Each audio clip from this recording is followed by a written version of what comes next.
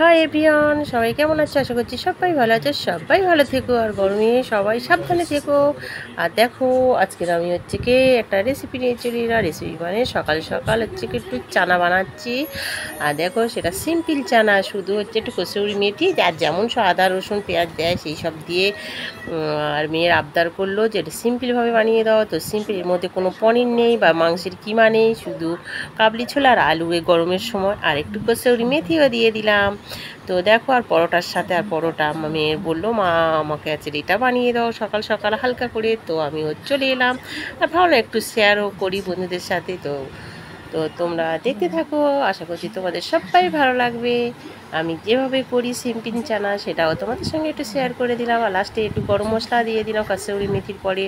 আর যেমন নুন চিনি যেমন মশলা দেয় তো দিয়েছিলাম। আর তারপরে দেখো, পরোটাটা ভাজতে শুরু করে দিলাম। তো দেখো, তারপর আমি এবার কি করছি বলো তো, এটা ননস্টিক কড়াই নিয়ে এবারে তেল, মেয়ে বলে দিচ্ছে তো মা অল্প তেলে করবে। আর বলো তো কী অল্প তেলে করবো, এই সত্যি পরোটা বলো আর লুচি বলো, তেল না হলে হয় না। তো যাই হোক, চেষ্টা করছি অল্প অল্প তেলের ভাজতে, যাতে ভালো হয়, না গরম না প্রচুর, তো তাই।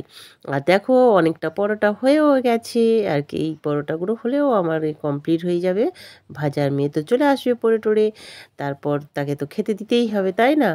আর যা গরম পড়েছে, পড়তে যাওয়া আসা যা কষ্ট হচ্ছে গো বন্ধুরা, সে আর কি বলবো।